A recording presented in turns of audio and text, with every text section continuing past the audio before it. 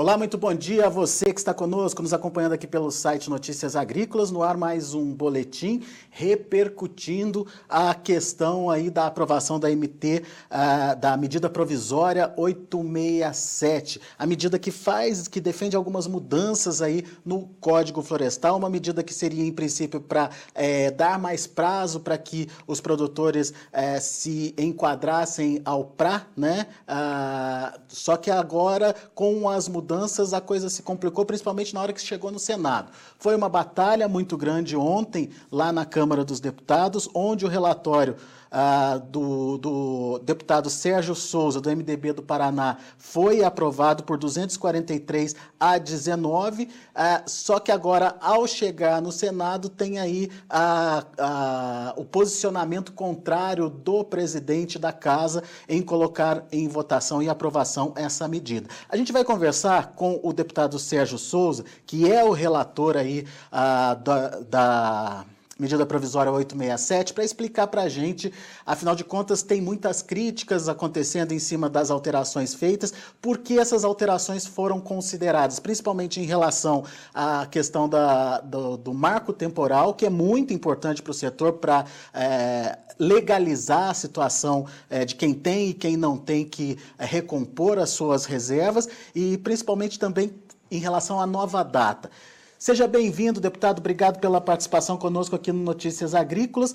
Por que foram importantes essas alterações que eu citei, deputado? Olá a todos, um bom dia.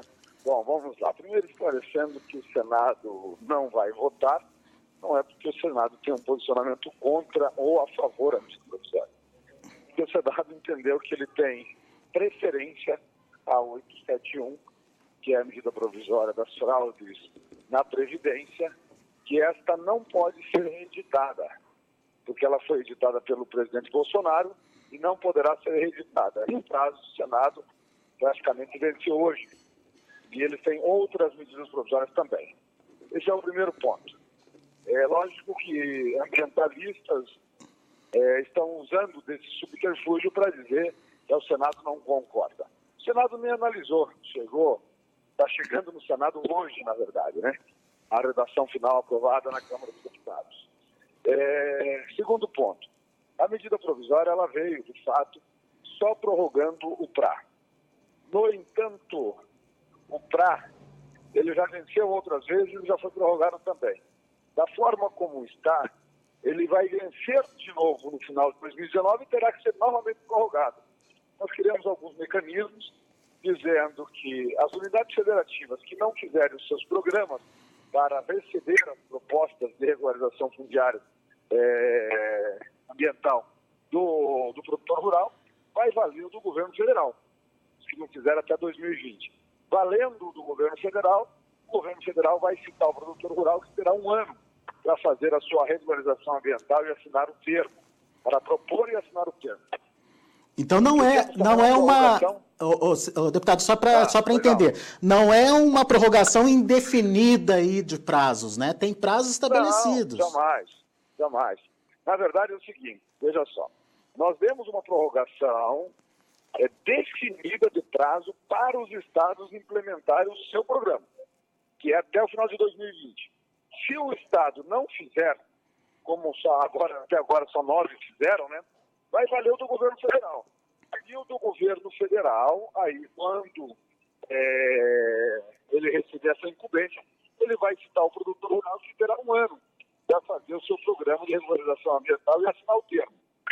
Agora, se o estado já fez, se o governo federal já fez, pode citar o produtor rural hoje e vai começar a contar um ano a partir de hoje.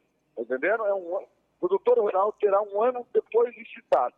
Não é prazo indefinido. O que não pode é o produtor rural ser penalizado pela inércia do Estado. Muito bem. E a outra questão, deputado, do marco temporal? Nós fizemos também uma prorrogação do CARD, antes de falar do marco temporal. Ok, tudo bem, vamos lá. Porque boa parte do Nordeste, em torno de 20%, e também da Bahia, 40%, não fizeram o CARD. Quem não fez? Principalmente os pequenos produtores rurais. Por que não fizeram? Porque não houve o suporte desses estados, que era obrigado por lei, inclusive. mas não deram. E o Estado do Mato Grosso, o CAR feito pelo Mato Grosso, não conversa com o programa do governo federal. Então, havia necessidade de prorrogar, porque se não prorrogasse, eles perderiam os benefícios do acesso ao crédito agrícola. E assim fizemos um texto prorrogando até o final de 2020. Lógico que CAR não pode ter prazo. O prazo são os benefícios que você fez até determinada data. Mas o CAR daqui a 30 anos ele tem que existir, daqui a 1 ano, 10 anos, porque uma subdivisão de uma propriedade geram 2 CAR. Se você não pode mais fazer, o que é? Vai ficar no limbo? Então nós queremos uma regra para trazer segurança jurídica e elucidando esse ponto. E o terceiro ponto, o mais polêmico, debatido pela imprensa, é a alteração do artigo 68. Não é alteração, na verdade é acrescentando ao artigo 68 alguns dispositivos que dão segurança jurídica ao produtor rural. Vejam só, o artigo 68 ele diz que quem suprimiu vegetação além da reserva legal, antes da aplicação do Código Florestal, vai valer para efeitos de recomposição a lei vigente à época. Quanto é que se permitia lá em 1970 na Mata Atlântica? Em 1980, quanto é que você podia suprimir na região do Cerrado, na região da Amazônia? Qual lei era vigente que permitia você suprimir vegetação naquela época? É o que está escrito no Código Florestal. No entanto, alguns órgãos ambientais que aplicam a lei, que vão na propriedade do cidadão, trabalhador brasileiro, produtor rural, ele tem feito uma interpretação divergente da lei, e também órgãos do Ministério Público Ambiental fazem interpretação divergente desse artigo 68 e gerando uma insegurança jurídica total. O que nós fizemos? Nós elencamos em incisos dentro do 68 qual lei era a que vigia à época para qual bioma. E aí é que está criando toda uma polêmica, né? Porque eles não aceitam o que já foi escrito lá em 2002. Então, deputado, só para ficar claro, se decidiu por conveniência que a lei que justificaria aí essa aplicação seria de 1965. No entanto, Para a Mata Atlântica é isso. Mas isso não satisfaz os outros biomas. Deixava no ar aí a questão da interpretação. Olha, nós temos o seguinte, a lei, o Código de 65, ele fala de matas e florestas. Em 1989, veio uma lei para falar de cerrado. Em 2001, fala-se de Amazônia.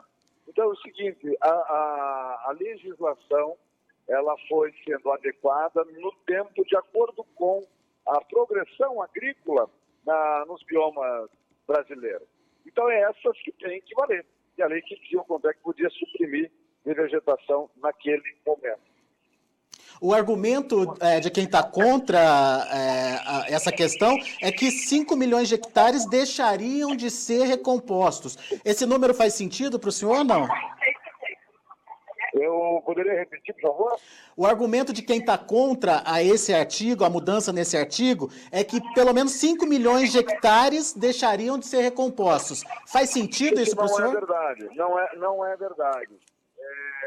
Nós, na nossa legislação, nós não teremos uma vírgula que obrigue a recompor aquilo que já não estava escrito no Código de 2012.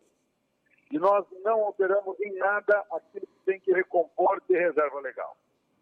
Essa informação ela é mentirosa, é daqueles que querem se aproveitar do momento para afirmar uma ideologia e muitos deles sustentados, inclusive, por organismos internacionais que querem ver inviabilizada a produção agrícola no nosso país.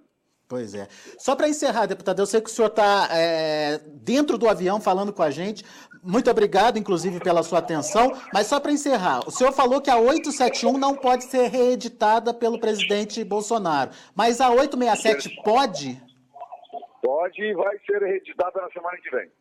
E daí poderia tramitar normalmente, mas daí teria que passar pela Câmara de novo, é isso? No trâmite na Câmara e no Senado, passando por comissão especial antes. Muito bem. Esclarecido, então, deputado Sérgio Souza, muito obrigado, viu, pelos seus esclarecimentos aqui para a gente. Um abraço a todos, fiquem com Deus. Abraço, até a próxima. Sérgio Souza, MDB do Paraná, relator dessas mudanças no Código Florestal. Afinal de contas, você entendeu aí quais são as propostas dessas alterações e cuidado com que está se ventilando, portanto, aí na grande mídia, enfim, as tentativas de induções aí que estão colocadas para justificar uma negação aí a essas mudanças. São mudanças importantes e justificadas aí pelo relator da MP da medida provisória 867. Agora, em relação à votação no Senado, o deputado Sérgio Souza deixou bem claro, não se trata de uma questão contrária, de um posicionamento contrário do Senado, não é isso. A prioridade de votação acabou justificando a decisão do presidente Davi Alcolumbre, segundo ele. Segundo o presidente Alcolumbre, a 871, uma medida provisória do próprio Jair Bolsonaro, se caducar, não pode ser reeditada. No caso da MP 867, que foi uma medida provisória publicada ainda no governo do ex-presidente Michel Temer, essa sim poderia ser refeita, reeditada, mas daí passaria por todo o trâmite de novo lá no Congresso, na Câmara dos Deputados, no Senado. Portanto, essa priorização aí de votação não é porque o Senado está contra, portanto, as mudanças feitas na medida provisória. É uma questão de prioridade, pelo que explicou aí o deputado Sérgio Souza. Daqui a pouco a gente volta com outras informações e mais destaques. Continue com a gente.